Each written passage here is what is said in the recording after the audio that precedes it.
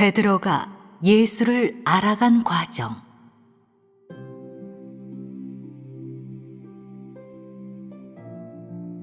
베드로는 예수와 만나는 과정에서 예수에게서 사랑스러운 성분이 많음을 보았고, 많은 점에서 본받을 가치가 있고 공급도 받을 수 있음을 보았으며, 예수에게 하나님의 많은 소시와 사랑스러운 점이 있음도 보았다. 하지만 처음에 그는 예수를 전혀 몰랐다. 베드로는 20세부터 예수를 따르기 시작해서 6년을 줄곧 따랐는데, 그 기간에 예수를 알지는 못했고 단지 예수에게 탄복해서 따르기를 원했을 뿐이다. 그때 예수는 갈릴리 해변에서 그를 불렀다. 그가 베드로에게 바요나 시몬아, 너는 나를 따르기를 원하느냐라고 묻자, 베드로는 천부께서 보내셨으니 꼭 따를 것이고 성령께서 증거한 것이니 확신하오며 저는 따르기를 원하나이다 라고 말했다. 당시에 베드로는 사람들에게서 예수라 불리는 어떤 분이 있는데, 그는 가장 큰 선지자이고 하나님의 사랑하는 아들이라고 전하는 말을 듣고 늘 그를 찾아보려 했고 기회를 찾아 그를 만나보려 했다. 왜냐하면 그때 성령이 그렇게 인도하였기 때문이다. 비록 베드로는 예수를 만난 적이 없고 소문만 조금 들었을 뿐이었지만, 자신도 모르게 마음속으로 예수를 사모하고 앙망하게 되었으며 언젠가는 꼭 예수를 만나보려 했다. 예수는 베드로를 어떻게 부르게 되었는가? 그도 역시 베드로라는 어떤 사람이 있다는 말을 전해 들은 것이지, 결코 성령이 그에게 갈릴리 해변에 가면 바요나 시몬이라는 사람이 있다라고 지시한 것은 아니다. 예수는 어떤 사람에게서 바요나 시몬이라는 사람이 있다고 하나이다, 그의 설교를 들어본 사람이 하는 말이 그도 역시 천국 복음을 전하는데 듣는 사람마다 통곡하면서 감동을 받는다고 하더이다 라는 말을 듣게 되었다. 예수는 그 사실을 듣고 나서 그 사람을 따라 갈릴리 해변으로 갔고, 베드로는 그곳에서 부르심을 받고 예수를 따르게 되었다. 베드로는 예수를 따를 때 예수에 대해 아주 많은 견해가 있었고 항상 자기의 안목으로 판단하였다. 그는 비록 영에 대해서 인식이 조금 있었지만 그리 분명한 것은 아니었다. 그러므로 그가 하늘의 아버지께서 보내셨으니 꼭 따를 것이고 성령께서 증거한 것이니 저는 확신합니다 라고 말할 수 있었다. 그는 예수가 행한 것을 결코 알지도 못했고 깨닫지도 못하였다. 그는 예수를 한동안 따르고 나서 예수가 행한 것과 말한 것에 대해 관심이 생겼고 예수라는 사람에 대해서도 관심이 생겼다. 그는 예수라는 사람이 친근하고 존경스럽다고 생각했고 예수와 교제하고 함께 있기를 원했다. 또한 그는 예수의 말씀을 듣고 공급과 도움을 받을 수 있었다. 예수를 따르는 동안에 베드로는 예수의 행사, 말씀, 거동, 표정과 그의 모든 생활을 눈여겨보고 마음속에 새겼다. 그는 예수가 보통 사람과 다르다는 것을 깊이 알게 되었다. 비록 예수의 인성의 겉모습은 매우 정상적이지만 예수는 사람에 대해 사랑과 긍휼과 관용으로 넘쳤고, 예수가 행한 것과 말씀한 것은 사람에게 커다란 도움이 되었다. 베드로는 예수에게서 자신이 지금까지 보지 못했던 것을 보았고 자신에게 없었던 것을 얻게 되었다. 그는 비록 예수가 위대한 겉모습도 특이한 인성도 갖추지 않았지만 그에게 평범치 않은 특별한 품격이 가득함을 보았다. 베드로는 비록 완전하고 분명하게 말할 수는 없었지만 예수의 행동이 어느 누구와도 같지 않음을 알고 있었다. 왜냐하면 그가 행한 일이 정상적인 사람과는 너무나 달랐기 때문이다. 그는 예수와 교제하는 과정에서 예수의 성격 또한 일반 사람과 같지 않음을 보았다. 예수는 일을 처리함에 있어 침착하고 조급해하지 않았으며 말씀을 함에 있어 과장하거나 축소하지도 않았고 생활 가운데서 정상이면서도 사람을 흠모케하는 성격을 나타냈다. 예수는 말을 함에 있어 솔직하고 대범하며 쾌활하고 자상했지만 역사할 때는 또한 그의 존엄을 잃지 않았다.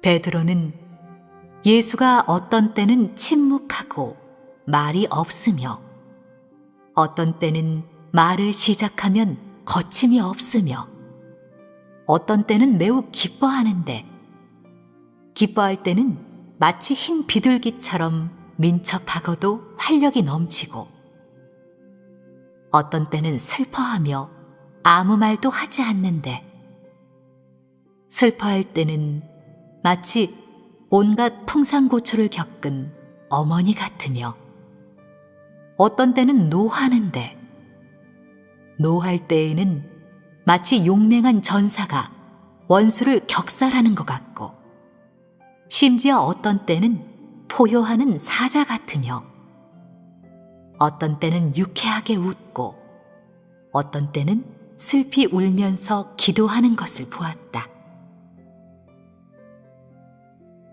예수가 어떻게 생활하든지 베드로는 그에 대해 무한한 존경과 사랑이 생겼다. 그는 예수가 즐거워함으로 인하여 마음이 기뻤고 예수가 근심함으로 인하여 비통해하였으며 예수가 노여워함으로 인하여 매우 두려워하였다. 베드로는 예수의 긍휼과 용서로 인하여 또한 사람에 대한 예수의 엄격한 요구로 인하여 예수에 대해 참된 사랑과 경외가 생겼고 진정으로 사모하는 마음이 생겼다.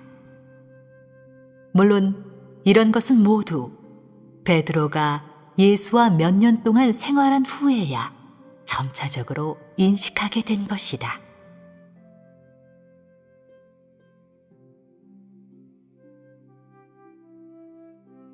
베드로는 특히 이지가 있는 사람이었다.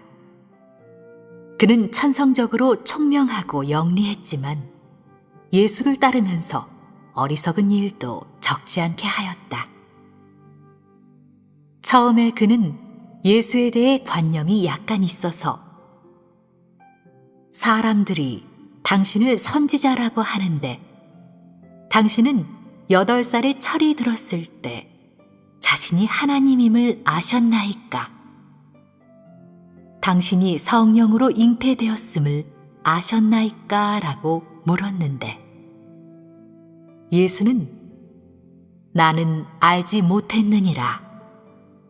너는 내가 아주 정상임을 보지 못하느냐? 나는 정상 사람과 똑같느니라. 아버지께서 보내신 이는 본래 정상 사람이지 비범한 사람으로 보내신 것이 아니니라. 내가 행하는 사역은 천부를 대표할 수 있으나 나의 이 형상과 내 자신 그리고 이 육신은 천부를 완전하게 대표할 수 없고 단지 일부만 대표하느니라. 비록 나는 영으로부터 왔으나 여전히 하나의 정상 사람이니라. 아버지께서 나를 정상 사람으로 이 땅에 보낸 것이지 비범한 사람으로 보낸 것이 아니니라고 말했다. 베드로는 이 말을 듣고 나서야 예수에 대해 조금 알게 되었다.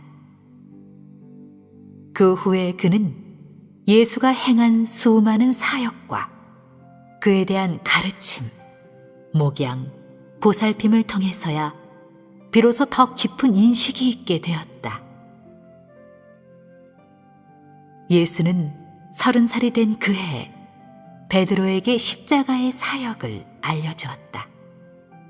즉, 그가 십자가에 못 박혀 전 인류를 구속하는 한 단계 사역을 하러 온 것이라고 알려주었고, 또한 인자가 십자가에 못 박히고 나서 3일 후에 부활하며 부활 후 40일 동안 사람들에게 나타날 것이라고 알려주었다. 베드로는 이런 말을 듣고 나서 슬퍼하였고 이 일을 늘 마음에 두고 있었는데 그때부터 예수와 더욱더 가까워졌다.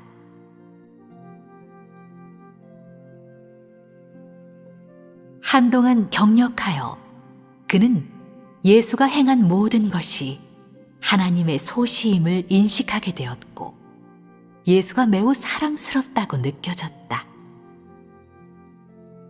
그에게 이러한 인식이 있고 나서야 비로소 성령이 그의 안에서 깨우쳐 주었다. 그리하여 예수는 제자들과 따르는 사람들에게 물었다. 요한아, 너는 나를 누구라 하느냐? 당신은 모세이시니이다. 또 누가에게 물었다. 누가야, 너는 나를 누구라 하느냐? 당신은 가장 큰 선지자로서이다. 또 한 자매에게 물었다. 너는 나를 누구라 하느냐? 당신은 영원부터 영원까지 많은 말씀을 하시는 가장 큰 선지자로서이다. 누구의 예언도 당신의 예언보다 높지 못하고 누구도 당신만큼 많이 알지 못하나이다. 당신은 선지자로서이다. 예수가 또 베드로에게 물었다. 베드로야, 너는 나를 누구라 하느냐? 당신은 그리스도시요 살아계신 하나님의 아들이시니이다. 당신은 하늘에서 오셨고 본래 땅에 속하지 않기에 피조물과 같지 않으시나이다. 저희가 땅에 있고 당신도 저희와 함께 땅에 계시지만 당신은 하늘에 속하고 세상에도 땅에도 속하지 않으시나이다. 이것은 성령이 그의 경력을 통해 그를 깨우쳐 준 것이다. 그리하여 비로소 그에게 이러한 인식이 있게 되었다. 이런 깨우침이 있게 된 후 그는 예수가 행한 모든 것에 대해 더욱 탄복하였고 예수가 더 사랑스럽다고 느껴졌으며 마음속으로 예수에 대해 늘 헤어지기 아쉬워하였다. 그러므로 예수가 십자가에 못 박히고 나서 부활한 후 제일 먼저 베드로에게 나타났을 때 베드로는 몹시 기뻐하면서 주여, 드디어 부활하셨나이까? 라고 말하였다. 그가 울면서 가장 큰 물고기 한 마리를 잡아 구워드리니 예수는 웃기만 할 뿐 아무 말도 하지 않았다. 베드로는 비록 예수가 죽은 후에 부활한 사람이라는 것을 알고 있었지만 결코 그 안에 심오한 비밀은 알지 못했다. 그가 물고기를 예수께 드렸을 때 예수는 거절하지도 말하지도 않고 앉아서 드시지도 않고 도리어 홀연히 사라졌는데 그때서야 베드로는 크게 놀라면서 부활 후의 예수가 이전의 예수와 결코 같지 않다는 것을 알게 되었다. 베드로는 이 일을 알게 된 후 마음이 아주 괴로웠지만 당시에 주님이 그 자신의 사역을 완성한 것으로 말미암아 위로를 받게 되었다. 그는 예수의 그 단계 사역이 완성되었고 사람과 함께하는 시간이 거기에서 끝났으며 이제는 사람이 자신의 길을 걸어가야 한다는 것을 알게 되었다. 예수는 그에게 내가 마시는 잔을 너도 반드시 마셔야 하고 이것은 예수가 부활한 후에 말한 것이다. 내가 걸은 길을 너도 반드시 걸어야 하느니라. 너는 나를 위하여 목숨을 버려야 하느니라고 알려주었다. 당시의 역사는 결코 지금처럼 대면하여 말씀한 것이 아니다.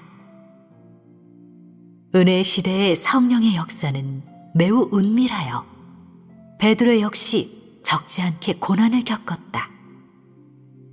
어떤 때는 심한 정도에 이르러 그는 하나님, 저에게는 오로지 목숨 외에 다른 것은 없나이다. 제 목숨이 당신의 손에서는 가치 없을지라도 당신께 바치기를 원하나이다. 비록 사람에게 당신을 사랑할 자격이 없고 사람의 사랑과 마음이 다 가치 없지만 당신께서 사람의 마음을 아시리라 믿나이다. 비록 사람의 육체는 당신께 연락될 수 없지만 저의 마음은 연락해 주시기를 원하나이다 라고 기도하였다. 그는 이렇게 기도하기만 하면 격려를 받았다. 특히 마음을 전부 하나님께 바쳐도 하나님을 위해 할 수 있는 것이 없나이다. 하지만 저는 충심으로 하나님을 만족해 하고 한 마음 한 뜻으로 하나님을 위하겠나이다. 하나님께서 저의 마음을 감찰하시리라 믿나이다.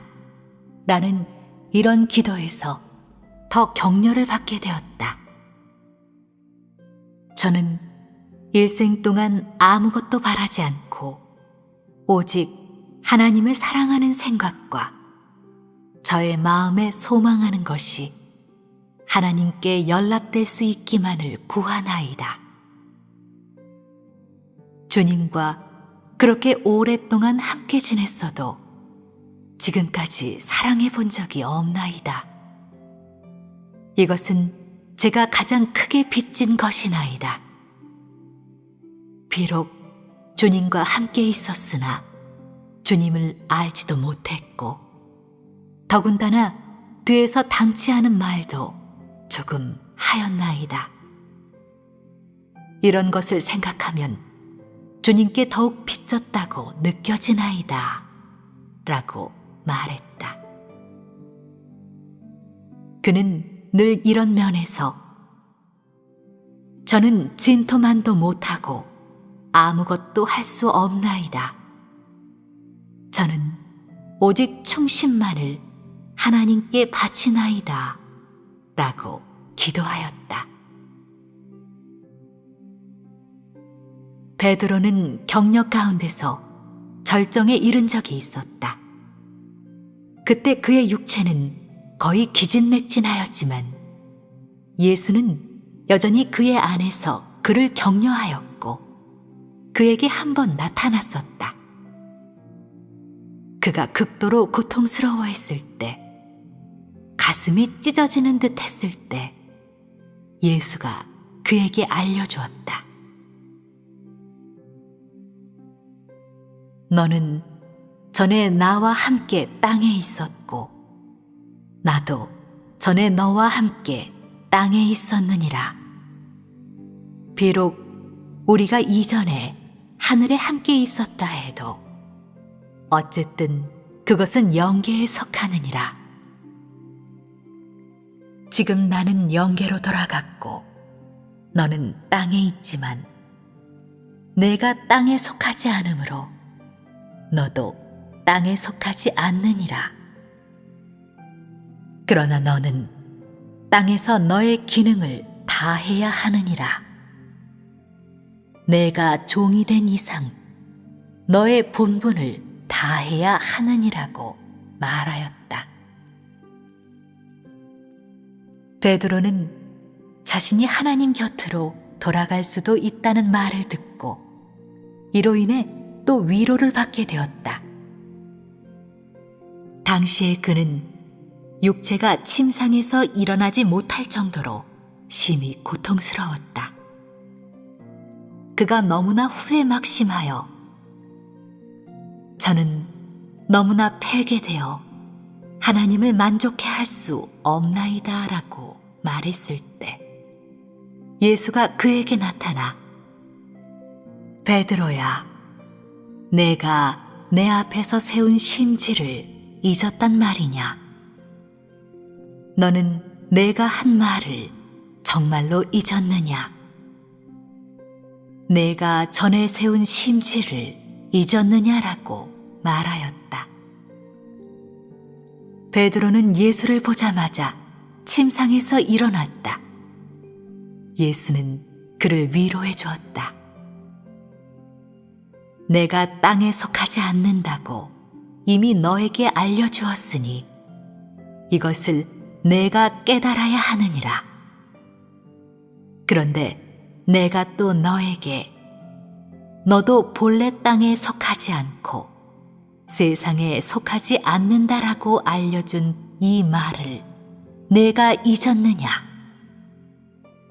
지금 내가 해야 할 사역이 있으니 그렇게 괴로워하거나 고통스러워하지 말아라. 설령 하나님과 사람이 같은 세계에 있지 못할지라도 나는 나의 사역이 있고 너는 너의 사역이 있느니라.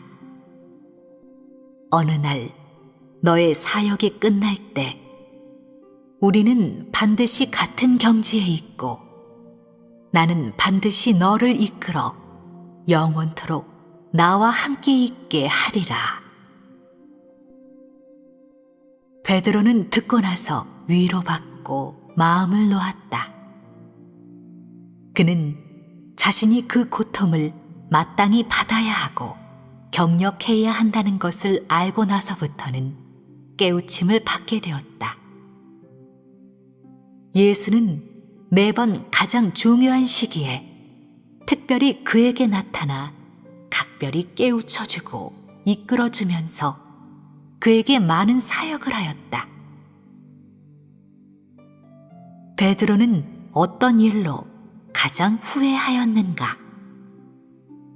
예수가 그에게 한번 질문한 적이 있다. 그러나 성경에 기록된 것과는 다르다. 베드로가 당신은 살아계신 하나님의 아들이시니이다 라고 말하고 나서 얼마 지나지 않아 예수가 그에게 베드로야, 내가 나를 사랑한 적이 있느냐 라고 물었다. 베드로는 그의 말씀이 무엇을 뜻하는지 알고서 주여, 제가 이전에 하늘에 계신 아버지를 사랑한 적이 있으나 당신을 사랑한 적이 없음을 시인하나이다 라고 대답하였다.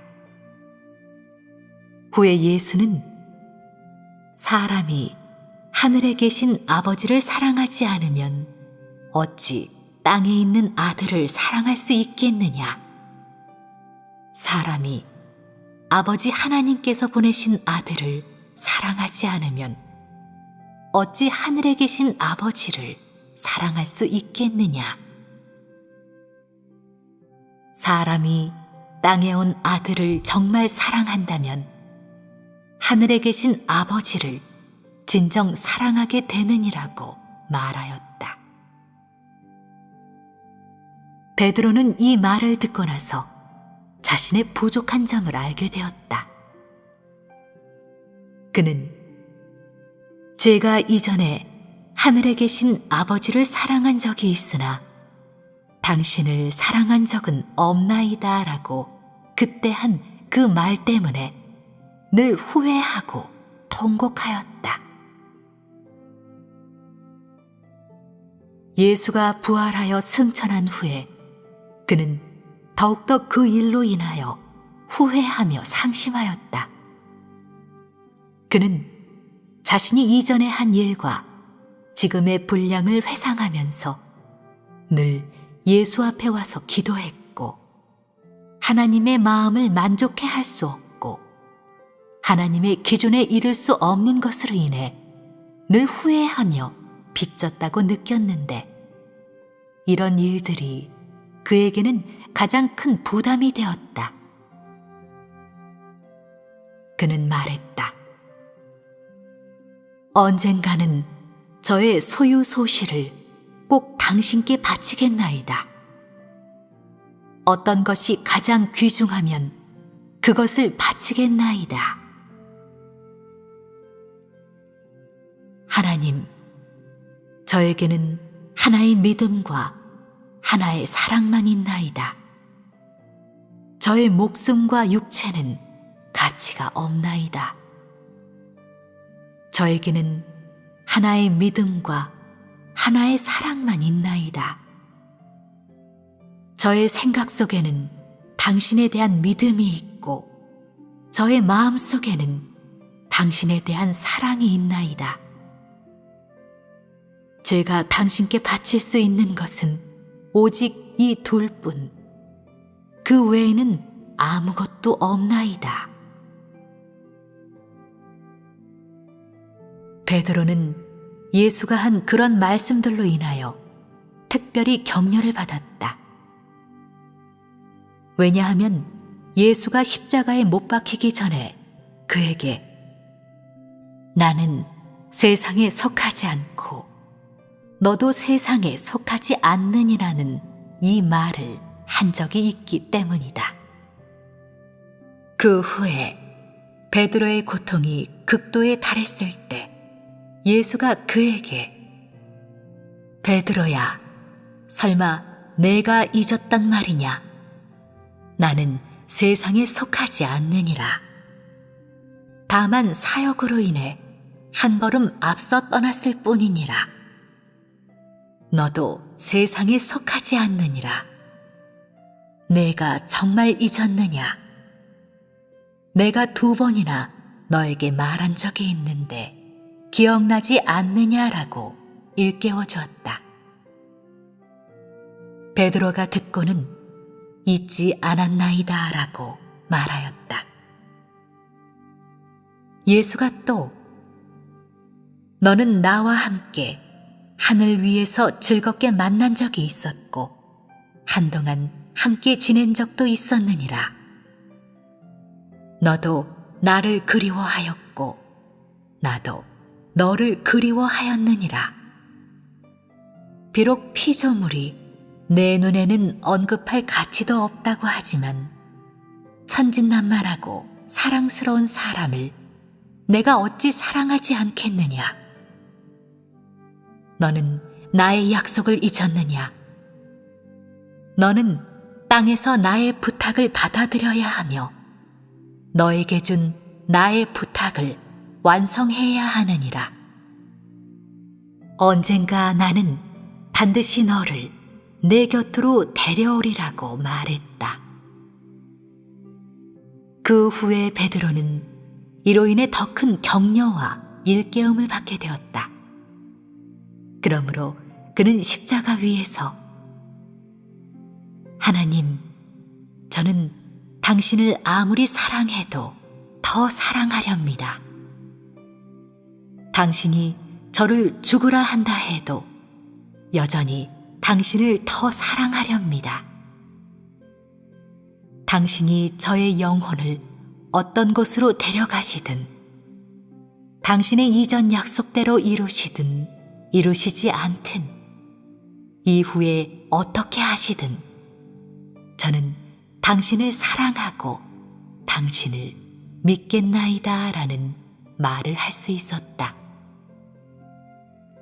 그가 지킨 것은 믿음이고 지킨 것은 진정한 사랑이었다. 어느 날 저녁에 몇몇 제자들과 베드로는 예수와 함께 고깃배에 있었는데 베드로가 예수께 아주 유치한 질문을 하였다. 주여, 저에게 오랫동안 의문이 하나 있었는데 여쭤보고 싶나이다. 예수가 무엇인지 말해보아라 라고 말하자 그는 율법 시대의 사역은 당신께서 하신 것이니까 라고 물었다. 예수는 그때 웃었는데 이 웃음은 마치 이 아이가 너무나 유치하구나 라고 하는 것 같았다. 예수는 일부러 내가 한 것이 아니라 여호와께서 하신 것이고 모세가 한 것이니라고 말하였다. 베드로가 듣고는 알고 보니 당신께서 하신 것이 아니었군요 라고 말했다. 베드로가 이 말을 한 후 예수는 더 이상 말하지 않았다. 베드로는 속으로 당신이 하신 것이 아니었군요. 어쩐지 오셔서 율법을 폐하신다 했더니 당신이 하신 것이 아니었군요 라고 생각하고 그의 마음도 편안해졌다. 이 일이 지난 후 예수는 베드로가 너무나 유치하다는 것을 알았지만 당시에는 베드로가 몰랐기 때문에 더 이상 말하지 않았고 베드로를 직접 반박하지도 않았다. 한 번은 회당에서 말씀을 전하게 되었는데 그 당시에 많은 사람들 속에 베드로도 있었다. 예수는 한편의 말씀을 가르쳤다. 태고부터 영원까지 계시는 오실이라고 한 그분이 은혜 시대에 구속 사역을 할 것인데 온 인류를 구속하여 죄악에서 벗어나게 할 것이니라. 그러나 그는 사람을 인도하여 죄악에서 벗어나게 함에 있어서 전혀 규례에 매이지 않고 율법에서 나와 은혜 시대로 매진할 것이니라. 그가 온 인류를 구속하고 율법 시대에서 은혜 시대로 매진할 것이나 사람은 오히려 그를 알지 못하느니라. 그는 본래 여호와로부터 왔느니라. 모세가 한 사역은 여호와께서 베풀어 주신 것이고 모세는 여호와가 하신 사역에 따라 율법을 제정하였느니라. 그는 이 말씀을 마치고 또 가르쳤다. 은혜 시대에서 도리어 은혜 시대의 계명을 폐하는 사람은 화 있을진저. 그들은 반드시 성전에서 하나님께 회멸될 것이고 반드시 불이 그들에게 임할 날이 있을 것이니라. 당시에 베드로는 이 말을 듣고 반응을 조금 보였다.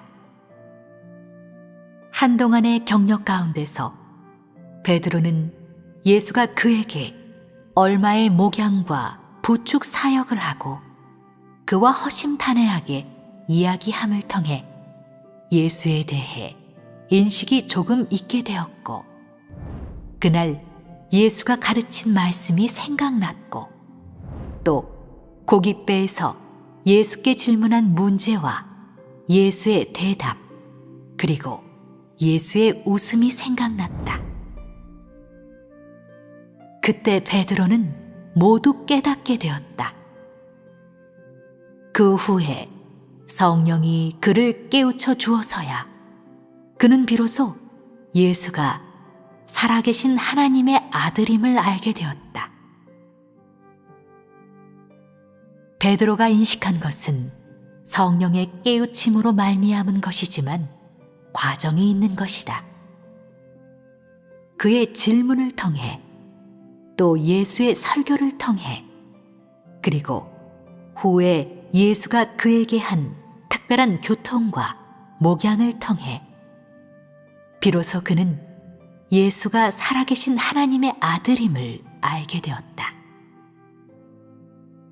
이는 하루 이틀에 알게 된 것이 아니라 다 과정이 있었는데 이런 것들은 그 후의 경력 가운데서 그에게 도움이 되었다. 왜 온전케 하는 이 사역을 다른 사람에게 하지 않고 베드로에게 하였는가? 그것은 베드로만이 예수가 살아계신 하나님의 아들임을 알았고 다른 사람은 몰랐기 때문이다. 예수를 따를 때 비록 많은 제자들도 적지 않은 인식이 있었지만 어쨌든 깊지는 못했다. 그러므로 베드로는 예수에 의해 온전케 되는 표본이 되었다. 예수가 베드로에게 한 말씀은 곧 오늘날의 사람에게 하는 말씀이다.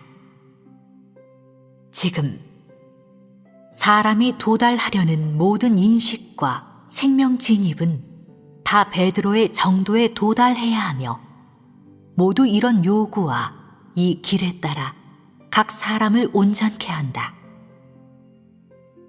지금 왜 사람에게 진실한 믿음과 진실한 사랑이 있어야 한다고 요구하는가?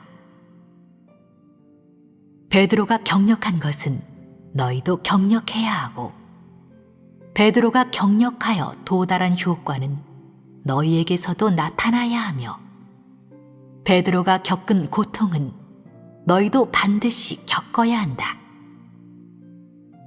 너희가 걷는 길은 베드로가 걸었던 길이고 너희가 받는 고통은 베드로가 받았던 고통이다.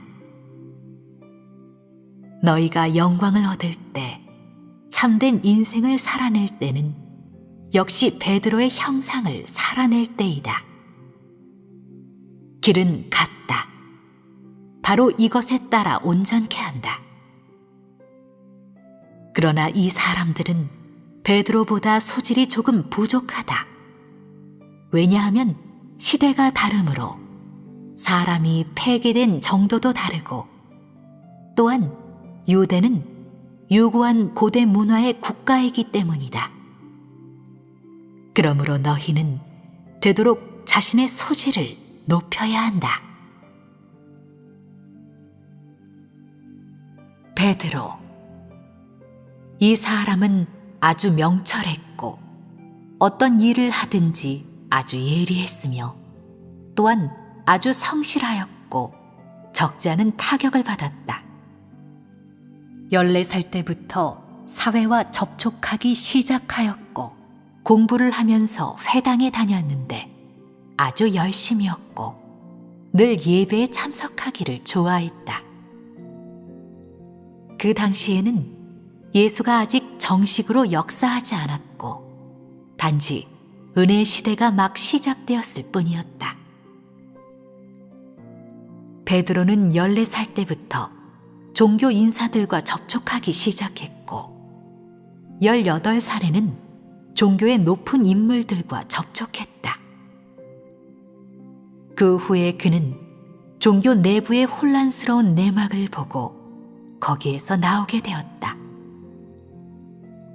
베드로는 그 사람들이 교활하고 간사한 짓을 하며 암투를 벌이는 것을 보고 극도로 혐오했다. 당시에 성령이 그렇게 했으며 그를 온전케 하려고 특별히 그를 감동시켰고 그에게 특별한 사역도 좀 하였다. 그리하여 그는 18살에 회당에서 나왔다. 그의 부모는 그를 핍박하면서 믿지 못하게 했다. 그의 부모는 마귀에 속하는 불신파이다.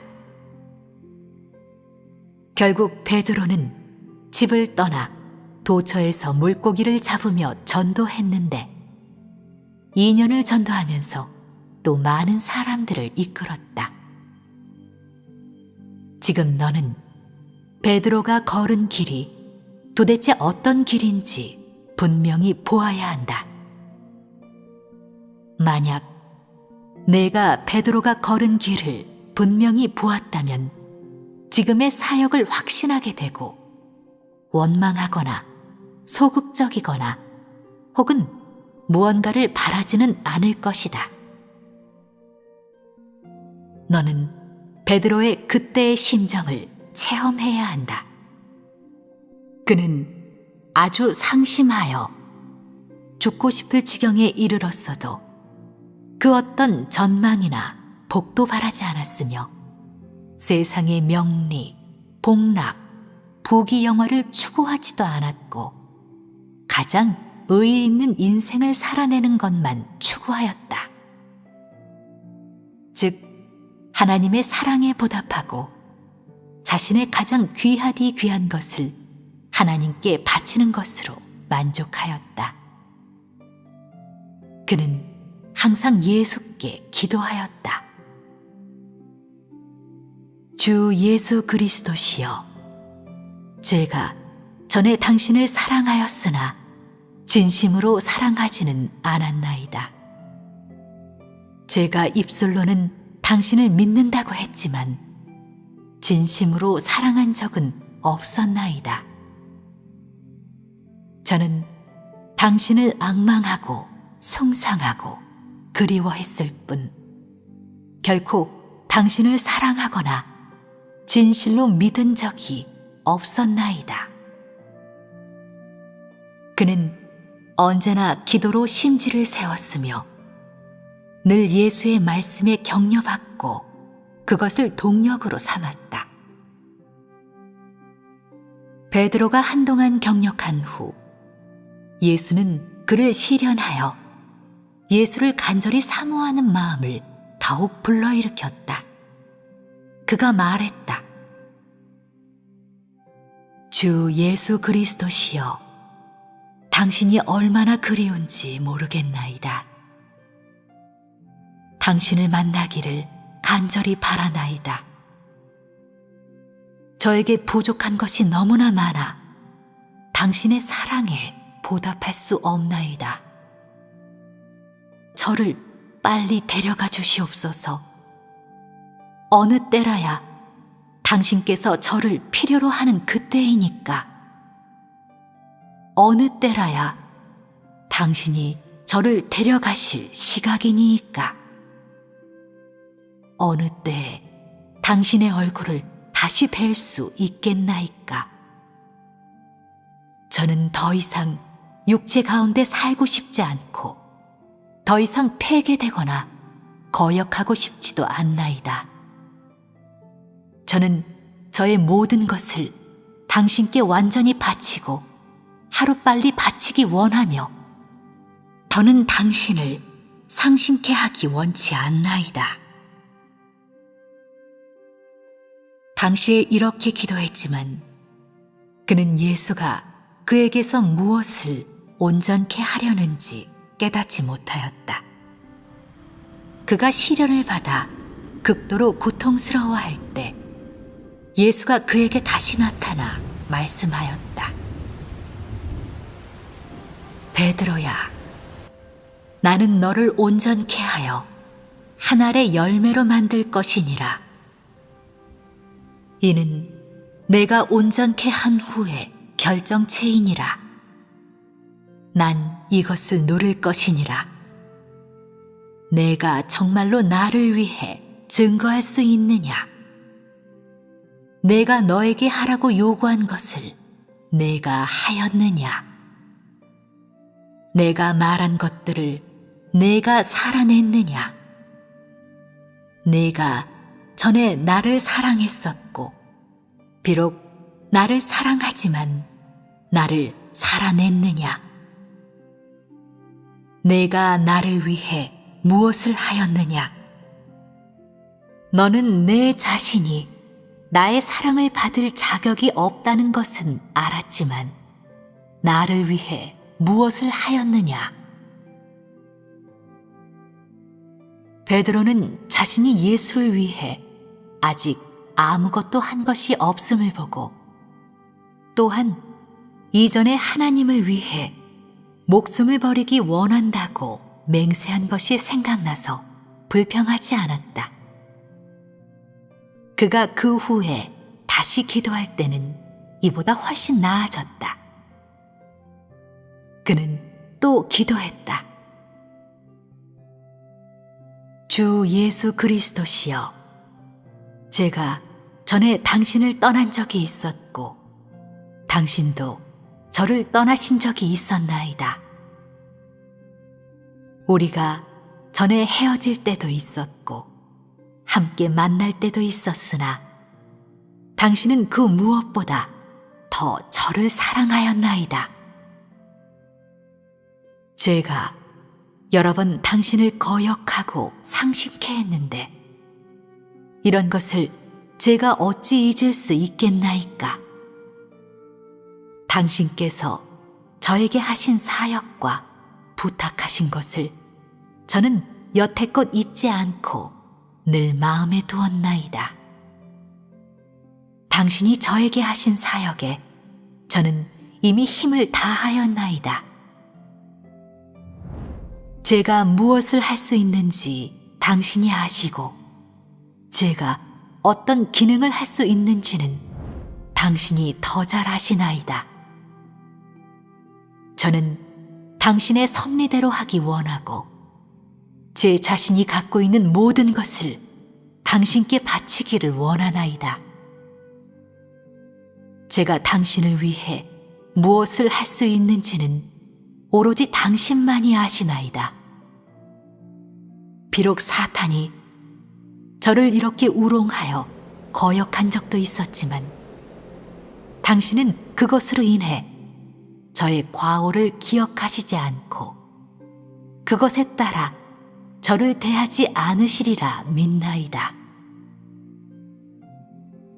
저는 저의 일생을 모두 당신께 바치기를 원하나이다.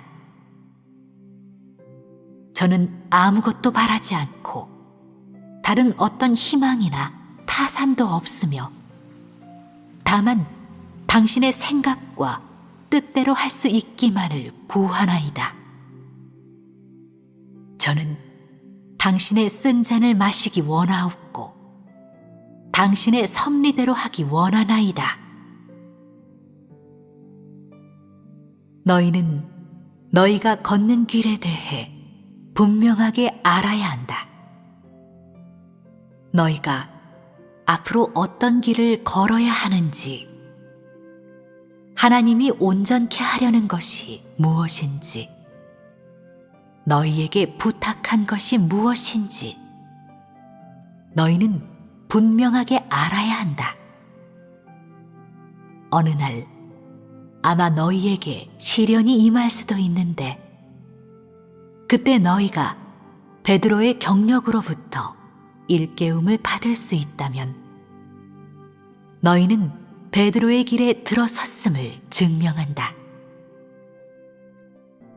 베드로 역시 진실한 믿음과 사랑, 그리고 하나님에 대한 충심으로 말미암아 하나님께 칭찬받았고, 그의 성실함과 하나님을 사모하는 마음으로 말미암아 하나님에 의해 온전케 된 것이다.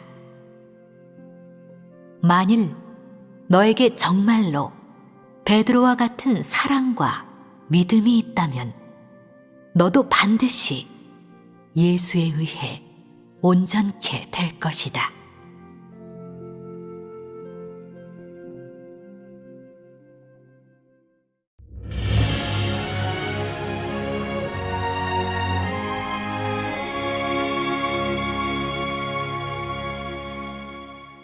베드로가 예수를 알아간 과정.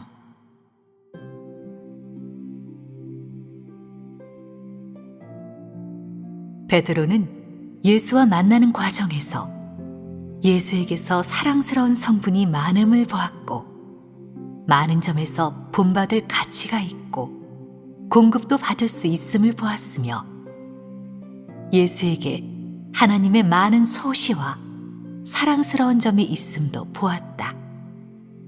하지만 처음에 그는 예수를 전혀 몰랐다.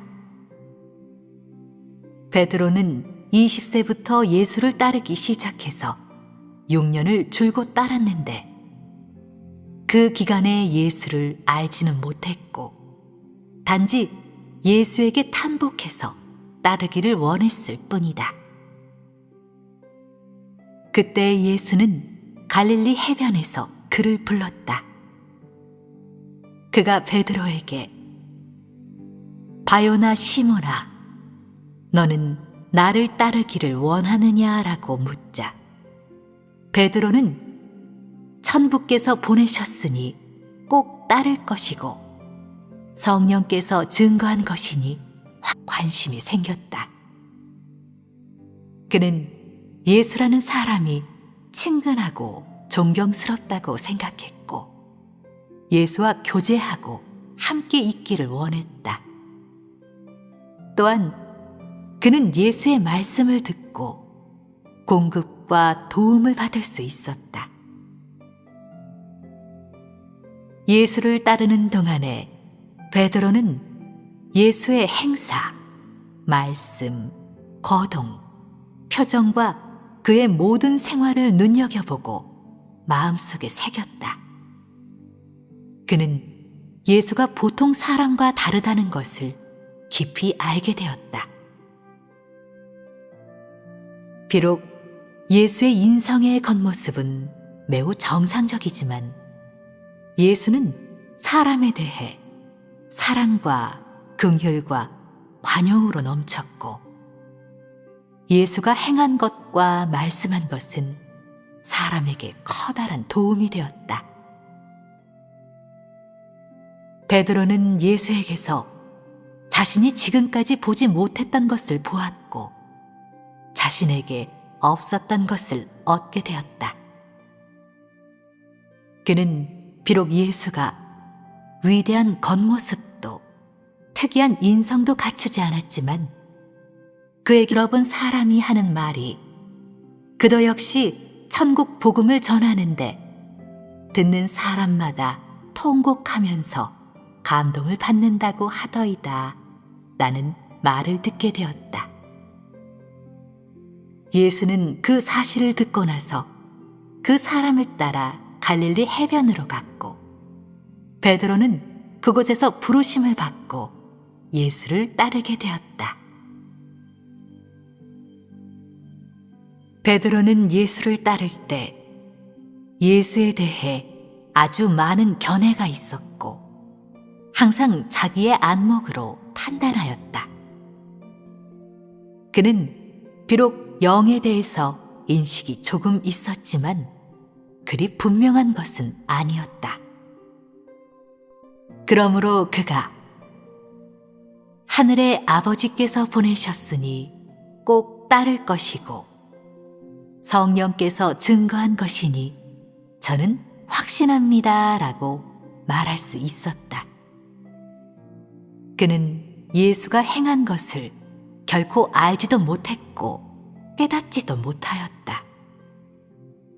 그는 예수를 한동안 따르고 나서 예수가 행한 것과 말한 것에 대해 관심이 생겼고 예수라는 사람에 대해서도 확신하오며 저는 따르기를 원하나이다 라고 말했다. 당시에 베드로는 사람들에게서 예수라 불리는 어떤 분이 있는데 그는 가장 큰 선지자이고 하나님의 사랑하는 아들이라고 전하는 말을 듣고 늘 그를 찾아보려 했고 기회를 찾아 그를 만나보려 했다. 왜냐하면 그때 성령이 그렇게 인도하였기 때문이다. 비록 베드로는 예수를 만난 적이 없고 소문만 조금 들었을 뿐이었지만 자신도 모르게 마음속으로 예수를 사모하고 앙망하게 되었으며 언젠가는 꼭 예수를 만나보려 했다. 예수는 베드로를 어떻게 부르게 되었는가? 그도 역시 베드로라는 어떤 사람이 있다는 말을 전해 들은 것이지 결코 성령이 그에게 갈릴리 해변에 가면 바요나 시몬이라는 사람이 있다라고 지시한 것은 아니다. 예수는 어떤 사람에게서 바요나 시몬이라는 사람이 있다고 하나이다. 그의 설교를 되게 평범치 않은 특별한 품격이 가득함을 보았다. 베드로는 비록 완전하고 분명하게 말할 수는 없었지만 예수의 행동이 어느 누구와도 같지 않음을 알고 있었다.